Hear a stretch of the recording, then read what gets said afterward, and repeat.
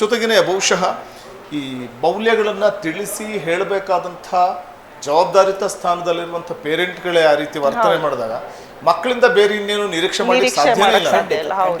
ಅವರೇ ಆ ರೀತಿ ಒಂದು ರೀಲ್ಸ್ಗಳನ್ನು ಮಾಡೋದು, ಅದು ಪೋಸ್ಟ್ ಮಾಡ್ತಾ ಹೋಗೋದು, ಅದರಿಂದ ಏನೋ ಒಂದು ಇನ್ಕಮ್ ಬರುತ್ತೆ ಅಂತನೋ, ಲೈಕ್ಸ್ ಕಮೆಂಟ್ಸ್ ಬರುತ್ತೆ ಅಂತನೋ, ಅಥವಾ ಒಂದಷ್ಟು ಮೆಸೇಜ್ಗಳು ಬರುತ್ತೆ ಅಂತನೋ, ಅದರಿಂದ ಒಂದು ಏನೋ ನಮ್ಗೆ ಖುಷಿ ಸಿಗುತ್ತೆ ಅಂತನೋ ಮಾಡೋದ್ರಿಂದ ಮಕ್ಕಳ ಭವಿಷ್ಯನೇ ಮರ್ತೋಗ್ಬಿಡ್ತಾರಲ್ಲ. ಹೌದು, ಮೊಬೈಲ್ ಶಾಪ್ಗಳು ಉದ್ಧಾರ ಆಗ್ತಾರೆ ಸರ್. ಇವಾಗ ಮೊದಲೆಲ್ಲ ಇವಾಗ ನೋಡಿ ಈಗಿನ ಕಾಲದಲ್ಲಿ ಮಕ್ಕಳು ಕಣ್ಣಲ್ಲಿ ಕನ್ನಡಕ ಇದೆ, ಅಜ್ಜಿ ಕಣ್ಣಲ್ಲಿ ಕನ್ನಡಕ ಇಲ್ಲ ಅಂತ ಪರಿಸ್ಥಿತಿ. ಅಜ್ಜಿ ಚೆನ್ನಾಗೇ ನೋಡ್ತಾರೆ, ಚೆನ್ನಾಗೇ ಓಡಾಡ್ತಾರೆ, ಚೆನ್ನಾಗೇ, ಆದ್ರೆ ಮಕ್ಕಳಿಗೆ ಎಲ್ಲರ ಕಣ್ಣಲ್ಲೂ ಕನ್ನಡಕ ಬರುವಂತ ಒಂದು ಪರಿಸ್ಥಿತಿ ಎದುರಾಗಿದೆ. ಯಾಕಪ್ಪ ಅಂತ ಅಂದ್ರೆ ಯಾವಾಗ್ಲೂ ಮೊಬೈಲ್ ನೋಡ್ಕೊಂಡಿದ್ರೆ ಏನಾಗತ್ತಂದ್ರೆ ದೃಷ್ಟಿ ಕೂಡ ತುಂಬಾ ಆಗುತ್ತೆ. ಹೌದು, ಖಂಡಿತವಾಗ್ಲು. ಪದ್ಮಾಕ್ಷಿ ಅವರ ಬಹುಶಃ ಈ ಕಂಟೆಂಟ್ ವೈರಲ್ ಆಗದೇ ಇದ್ದಂತಹ ಸಂದರ್ಭದಲ್ಲಿ ಯುವ ಜನರಲ್ಲಿ ಒಂದಷ್ಟು ಕೋಪ, ಹತಾಶೆಗಳನ್ನ ನೋಡುವಂಥದ್ದು ಸಾಮಾನ್ಯವಾಗಿ ನಾವು ಕಾಣ್ತಾ ಇರ್ತೀವಿ. ಬಹುಶಃ ಯಾಕೆ, ಅದಕ್ಕೆ ಮೂಲ ಕಾರಣ ಏನಿರಬಹುದು ಅಂತ ಅನ್ಸುತ್ತೆ ಅಂತ? ಅವರ ಒಂದು ಕಂಟೆಂಟ್ ವೈರಲ್ ಆಗ್ಬೇಕು, ಅದಕ್ಕೋಸ್ಕರ ಎಷ್ಟೋ ಜನ ನಾವು ಆ ನ್ಯೂಸ್ ಅನ್ನು ಎಷ್ಟೋ ಡಿಸ್ಕಷನ್ಸ್ ಎಲ್ಲ ಕೇಳಿದೀವಿ. ಆ ಕಂಟೆಂಟ್ ಚೆನ್ನಾಗ್ ಆಗ್ಬೇಕು ಅಂತ ಹೇಳಿ ಬೆಟ್ಟದ ತುದಿಯಲ್ಲಿ ನಿಂತ್ಕೊಂಡು ರೀಲ್ಸ್ ಮಾಡಿರೋರಿದ್ದಾರೆ, ಸಮುದ್ರದ ಮಧ್ಯಕ್ಕೆ ಹೋಗ್ಬೇಕಾದ್ರೆ ಅಲೆಗಳ ಮಧ್ಯೆ ಹೋಗಿರೋದಿದೆ. ಅಂದ್ರೆ ಈಗ ಅವ್ರಿಗೇನೋ ಒಂದು ಹೈ ಎಕ್ಸ್ಪೆಕ್ಟೇಷನ್ ಇರುತ್ತೆ, ನಾನು ಒಂದು ಕಂಟೆಂಟ್ ಮಾಡ್ತೀನಿ, ಇದು ವೈರಲ್ ಆಗೇ ಆಗತ್ತೆ, ಯಾರೋ ಮಾಡೋದಾಗತ್ತೆ, ನಾನ್ ಮಾಡೋದು ಆಗ್ಲೇಬೇಕು ಅಂತ. ಯಾವಾಗ ಹೈ ಎಕ್ಸ್ಪೆಕ್ಟೇಷನ್ ಇದನ್ನ ಈ ತರದ ಒಂದು ರೀಲ್ಸ್ ಮಾಡಿರ್ತಾರೆ, ಏನ್ ಬೇಕಾದ್ರು ವಿಚಿತ್ರ ಎಲ್ಲ ಚೆನ್ನಾಗಿರುತ್ತೆ. ಕಂಟೆಂಟ್ ಅಲ್ಲಿ ಸರಿಯಾದ ರೀತಿಯ ಕಂಟೆಂಟ್, ಅರ್ಥ ಆಗೋ ಕಂಟೆಂಟ್ ಇಲ್ಲದೆ ಇರ್ಬೋದು, ಏನ್ ಬೇಕೋ ಮಾಡಿರ್ತಾರೆ. ಯಾವಾಗ ಅದು ಆಗಲ್ಲ, ಹತಾಶ ಭಾವನೆ ಆಗುವಂತ ಸಾಧ್ಯತೆ ಜಾಸ್ತಿ ಇರುತ್ತೆ. ನನ್ ರೀಲ್ಸ್ ವೈರಲ್ ಆಗ್ಲೇ ಇಲ್ಲ, ಯಾರು ನೋಡ್ಲೇ ಇಲ್ಲ. ಮೇಡಮ್ ಅವಾಗ್ಲೇ ಹೇಳಿದ್ರು, ನೋಡ್ಲಿಲ್ಲ ಅಂತ ಹೇಳಿದ್ಮೇಲೆ ಡಿಪ್ರೆಷನ್ ಆಗುವಂತ ಸಾಧ್ಯತೆ. ಯಾರಿಗೂ ನನ್ ಕಂಡ್ರೆ ಇಷ್ಟನೇ ಇಲ್ಲ, ಇದನ್ನ ಯಾರು ನಾನು ಅಪ್ರೂವ್ನೇ ಮಾಡ್ತಾ ಇಲ್ಲ, ಇದು ಯಾರು ಮೆಚ್ಕೋತಾನೇ ಇಲ್ಲ, ಯಾರ್ಯಾರು ಮೆಚ್ಕೋತಾರೆ, ನನ್ನನ್ನು ಯಾರು ಅಕ್ಸೆಪ್ಟೇ ಮಾಡ್ಕೋತಾ ಇಲ್ಲ.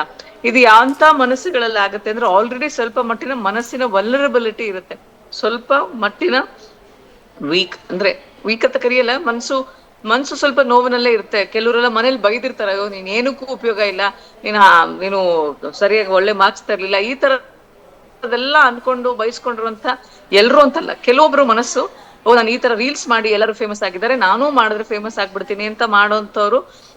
ಅದು ತುಂಬಾ ವೈರಲ್ ಆಗ್ಲಿಲ್ಲ, ಅದು ಕಂಟೆಂಟ್ ವೈರಲ್ ಆಗೋಕೆ ನಾನಾ ಕಾರಣಗಳಿದೆ. ಬರೀ ಜಸ್ಟ್ ರೀಲ್ಸ್ ಮಾಡಿ ಅಪ್ಲೋಡ್ ಮಾಡ್ಬಿಡಿದ ತಕ್ಷಣ ವೈರಲ್ ಆಗ್ಬಿಡುತ್ತೆ ಅಂತ ಹೇಳಕ್ಕಾಗಲ್ಲ. ವೈರಲ್ ಅಂದ್ರೆ ತುಂಬಾ ಜನ ನೋಡ್ತಾರೆ ಅಂತ ಆಗ್ಲಿಲ್ಲ ಅಂದ ತಕ್ಷಣ ಹೇಳಿ ಹತಾಶ ಭಾವನೆ ಆಗಿ ಬೇಜಾರಾಗುವಂಥದ್ದು, ಇರಿಟೇಟ್ ಆಗುವಂಥದ್ದು, ಸಿಟ್ಟು ಬರುವಂಥದ್ದು, ಮೇಲೆ ಸಿಟ್ಟು, ಅಥವಾ ಇನ್ನೊಬ್ರ ಮೇಲೆ, ಫ್ರೆಂಡ್ಸು ಅಂತ ಮನೆ ಮಂದಿ ಮೇಲೆ ಎಲ್ಲರೂ ನನಗೆ ಸಪೋರ್ಟ್ ಮಾಡ್ಲಿಲ್ಲ ಅನ್ನೋ ಹೆಲ್ಪ್ಲೆಸ್ನೆಸ್ ಇಂದ ಸಿಟ್ಟು ಬರುವಂತ ಸಾಧ್ಯತೆ ಇರುತ್ತೆ. ಯಾವಾಗ ಮನುಷ್ಯನಿಗೆ ಮೆದುಳಲ್ಲಿ ಸರಿಯಾದ ಆಲೋಚನಾ ಶಕ್ತಿ ಬ್ಲಾಕ್ ಆಗ್ಬಿಡುತ್ತೆ, ಸರಿಯಾಗಿ ಮೆದುಳು ಕೆಲಸ ಮಾಡಲ್ಲ, ಅವಾಗ ಇನ್ಫ್ಯಾಕ್ಟ್ ಅವ್ರಿಗೆ ರೀಲ್ಸ್ ಮಾಡ್ಬೇಕು ಎಷ್ಟ್ರ ಮಟ್ಟಿಗೆ ಇರುತ್ತೆ ಅಂದ್ರೆ ಊಟ ತಿಂಡಿಯ ಮೇಲೆ ಕಾನ್ಸಂಟ್ರೇಷನ್ ಇರಲ್ಲ, ಏನೋ ಒಂದು ತಿನ್ಬಿಟ್ಟಿರ್ತಾರೆ, ಅದ್ರಲ್ಲಿ ಅವ್ರಿಗೆ ಸಾಕಷ್ಟು ದೈಹಿಕ ಸಮಸ್ಯೆಗಳಿರುತ್ತೆ, ಸರಿಯಾಗಿ ಮಲ್ಗೋಳದೇ ಇಲ್ಲ, ಬರೀ ಕಂಟೆಂಟ್ ನೋಡೋದು, ಇದು ಹಂಗ್ ಮಾಡದ ಅನ್ನೋ ಆಲೋಚನೆಯಲ್ಲಿರ್ತಾರೆ. ಸಾಕಷ್ಟು ದೈಹಿಕವಾಗಿ ಸಮಸ್ಯೆಗಳಾಗಿರುತ್ತೆ, ಮಾನಸಿಕವಾಗಿ ಭಾವನಾತ್ಮಕವಾದಂತ ಸಮಸ್ಯೆಗಳು ಜಾಸ್ತಿ ಆಗಿರುತ್ತೆ. ಇಂಥ reels when they don't become viral, helplessness ಇಲ್ಲಿ ಬೇಜಾರಾಗುವಂಥದ್ದು, ಸಿಟ್ಟು ಬರುವಂತ ಸಾಧ್ಯತೆ ಜಾಸ್ತಿ ಇರುತ್ತೆ. ಅದ್ರ ತಕ್ಕನಂಗೆ ರಿಯಾಕ್ಟ್ ಮಾಡ್ತಾರೆ, ಗಲಾಟೆ ಮಾಡೋದು ಸಹ ಜಾಸ್ತಿ ಮಾಡ್ತಾರೆ. ಓಕೆ, ಪದ್ಮಾಕ್ಷಿ ಅವರ ಬಹುಶಃ ಈ ಫೊಮೋ ಅಂತೀವಲ್ಲ, ಅಂದ್ರೆ ಈ ಫಿಯರ್ ಆಫ್ ಮಿಸ್ಸಿಂಗ್ ಔಟ್ ಅಂತ, ಎಸ್, ಈ ಮಾನಸಿಕ ಭೀತಿಯ ಯುವ ಜನರನ್ನ ಬಹುಶಃ ಈ ಸ್ಕ್ರೀನ್ಗೆ ತಂದು ಕೂರಿಸ್ತಾ ಇದೆಯಾ ಅಂತ, ಅಂಟಿಸ್ತಿದ್ಯಾ ಅಂತ? ಹೌದು, ಈಗ ಏನೋ ಒಂದು ನೋಡ್ಬೇಕು, ಈಗ ಎಕ್ಸಾಂಪಲ್ ಎಲ್ಲೋ ಒಂದು 4 ಜನ ಫ್ರೆಂಡ್ಸು ಒಂದು ಪಾರ್ಕಿಗೆ ಹೋಗ್ಬೇಕು, ಅಥವಾ ಒಂದು ಸಿನಿಮಾಗೆ ಹೋಗ್ಬೇಕು, ಒಂದು ಬೇರೆ ಎಲ್ಲೋ ಹೋಗ್ಬೇಕು, ಫ್ರೆಂಡ್ಸ್ ಜೊತೆ ಇರ್ಬೇಕು ಅನ್ನೋ ಮುಂಚೆನೆ ನಮ್ಮ ಒಂದು ನನ್ನ ಫ್ರೆಂಡ್ಸ್ ಜೊತೆ ಇರ್ತೀನಿ, connected, we are feeling connected ಅನ್ನೋದು ಮುಂಚೆ ಇತ್ತು. ಇವಾಗ ಹಂಗಿಲ್ಲ, ನಾನು ಕನೆಕ್ಟೆಡ್ ಇರೋದೇ ಸೋಷಿಯಲ್ ಮೀಡಿಯಾ ಮುಂದೆ ಕೂತ್ಕೊಂಡ್ರೆ, ನಾನು ಟ್ರೆಂಡಿಂಗ್ ಅಂದ್ರೆ ಟ್ರೆಂಡಿಂಗ್ ವಿಡಿಯೋಸ್ ನೋಡಿದಾಗ್ಲೇ ನಾನು ಟ್ರೆಂಡಿಂಗ್ ಅಲ್ಲಿದ್ದೀನಿ ಅನ್ನೋ ಒಂದು ಆಲೋಚನೆ ಇರೋದ್ರಿಂದಾನೇ ಎಲ್ಲರೂ ಯಾವಾಗ್ಲೂ ಮೊಬೈಲಲ್ಲಿ ಅಪ್ಡೇಟ್ಸ್ ಮಾಡೋದು ಅಥವಾ ಅಪ್ಡೇಟ್ಸ್ಗಳನ್ನ ನೋಡೋದು. ಈಗ ನೋಡ್ಲಿಲ್ಲ ಅಂದ್ರೆ ನಾನು ಟ್ರೆಂಡಿಂಗ್ ಅಲ್ಲಿ ಇಲ್ಲ, ನನ್ನನ್ನ ಆಕ್ಸೆಪ್ಟ್ ಮಾಡ್ಕೊಳ್ಳೋ ಎಲ್ಲಾರು ಅನ್ನೋ ಆಲೋಚನೆ, ಅದು ಏನ್ ಸರಿ ಅಂತ ನಾ ಹೇಳ್ತಿಲ್ಲ, ಆದ್ರೆ ಆ ತರದ ಆಲೋಚನೆಯಲ್ಲಿ ಎಲ್ಲರೂ ಮೊಬೈಲ್ ಮುಂದೆನೆ, ಅದು ಎಷ್ಟು ಹತ್ರ ಹಿಡಿತಾರೆ, ಏನ್ ದೂರನೇ ಇಟ್ಕೊಂಡಿರೋ ಹೋಗ್ಲಿ ಅಂತ, ಇಷ್ಟೇ ಹತ್ರದಲ್ಲಿ ನೋಡಿ ಕಣ್ಣನ್ನ ಹಾಳು ಮಾಡ್ಕೊಂಡು ಮಾಡ್ಕೋತಾ ಇದಾರೆ. ಅದಾದ ನಂತರ ಕಾನ್ಸ್ಟೆಂಟ್ ಈ ರೇಸ್ಗಳು ನಮ್ಮ ಮುಖದ ಮೇಲೆ ಕಣ್ಣಿನ ಮೇಲೆ ಕಾನ್ಸ್ಟೆಂಟ್ ಆಗಿ ಬೀಳೋದ್ರಿಂದ, ಆ ಸೌಂಡ್ ಎಫೆಕ್ಟ್ಸ್ಗಳು ಯಾವಾಗ್ಲೂ ಬೀಳೋದ್ರಿಂದ ಕಿವಿಯನ್ನು ಡ್ಯಾಮೇಜ್ ಮಾಡ್ಬೋದು. ಕಣ್ಣಿನಲ್ಲಿ ಹಿಂಗೆ ನೋಡೋದ್ರಿಂದ ಕಣ್ಣಿನ ನರಗಳನ್ನ ಡ್ಯಾಮೇಜ್ ಮಾಡ್ಬೋದು, ಮೆದುಳನ್ನ ಸಹ ಡ್ಯಾಮೇಜ್ ಮಾಡ್ಬೋದು. ಒಂದೇ ಕಡೆ ಸುಮ್ನೆ ಕುತ್ಕೊಂಡು ರೀಲ್ಸ್ ನೋಡೋದ್ರಿಂದ ಅದ್ರ ಜೊತೆಗೆ ಇನ್ನೊಂದು ಸಮಸ್ಯೆ ಏನು ಅಂದ್ರೆ ಸುಮ್ಮನೆ ತಿಂತಾನೆ ಇರ್ತಾರೆ ಕುರುಕು ತಿಂಡಿಗಳನ್ನ. ಸೊ ಅದು ಒಬೇಸಿಟಿ ಬರ್ಸೋಂತ ಸಾಧ್ಯತೆ ಇದೆ.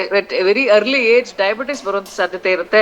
ಸೊ ಬರೀ ಅದು ಸುಮ್ಮನೆ ಕುತ್ಕೊಂಡು ಮೊಬೈಲ್ ನೋಡೋದಷ್ಟೇ ಅಲ್ಲ, ದೇಹವನ್ನು ಬಹಳಷ್ಟು ಬೇರೆ ಬೇರೆ ಲೈಫ್ ಸ್ಟೈಲ್ ಡಿಸಾರ್ಡರ್ಸ್ಗೆ ಬರ್ಸ್ಕೊಳ್ಳೋಂಥದ್ದು, ಸುಮ್ಮನೆ ಕೂತ್ಕೊಂಡು ಇವರೇ ಬರ್ಸ್ಕೊಳ್ಳೋಂಥ ಸಾಧ್ಯತೆಗಳೆಲ್ಲವೂ ಇರುತ್ತೆ. ಸೊ ಹಾಗಾಗಿ ಇನ್ನು ಓನ್ಲಿ ಬರೀ ಫಿಯರ್ ಆಫ್ ಮಿಸ್ಸಿಂಗ್ ಔಟ್, ನಾನು ತುಂಬಾ ಟ್ರೆಂಡಿಂಗ್ ಅಲ್ಲಿ ಇರ್ಬೇಕು ಅನ್ನೋ ಒಂದು ವಿಚಾರದಲ್ಲಿ ಮೊಬೈಲ್ ಮುಂದೆ ಕೂತ್ಕೊಂಡು ಬರೀ ಬರೀ ಅಟ್ಯಾಚ್ ಆಗಿ ಬರೀ ಅಡಿಕ್ಷನ್ ಆಗ್ತಿಲ್ಲ, ಕಣ್ಣು ದೈಹಿಕವಾಗಿ ಸಾಕಷ್ಟು ಸಮಸ್ಯೆಗಳು ಆಗ್ತಾ ಇದೆ. ಅದರ ಜೊತೆಗೆ ಬಹಳಷ್ಟು ಆರೋಗ್ಯಕರವಲ್ಲದಂತ ಸಮಸ್ಯೆಗಳು, ಕಾಯಿಲೆಗಳು ಬರ್ತಾ ಇದೆ. Some of them are permanent disorders, ಅದನ್ನು ಸಹ ಟ್ರೀಟ್ಮೆಂಟು ಇಲ್ಲ ಅಂತ ಒಂದು ಸಮಸ್ಯೆಗಳು ಸಹ ಆಗ್ತಾ ಇದೆ. ಓಕೆ, ಥ್ಯಾಂಕ್ ಯು ಪದ್ಮಾಕ್ಷಿ ಅವರೇ, ಇಷ್ಟೊತ್ತು ಕೂಡ ಚರ್ಚೆಯಲ್ಲಿ ಭಾಗವಹಿಸಿದ್ದಕ್ಕೆ. ಮೇಡಮ್, ಕೊನೆಯದಾಗಿ ಒಂದೇ ಲೈನ್ನಲ್ಲಿ, ಬಹುಶಃ ಈ ಒಂದು ಡಿಜಿಟಲ್ ಲೋಕದ ಈ ಒಂದು ಅಡಿಕ್ಷನ್ನಿಂದ ಹೊರಬರಲಿಕ್ಕೆ ಸೊ ಏನು ಮಾಡ್ಬೋದು ಅಂತ ಅನಿಸುತ್ತೆ ಅಂತ ಒಂದೇ ಲೈನಲ್ಲಿ ಹೇಳೋದಾದ್ರೆ? ಪೋಷಕರು ಇದ್ರ ಕಡೆ ಗಮನ ಕೊಡಬೇಕು ಸರ್.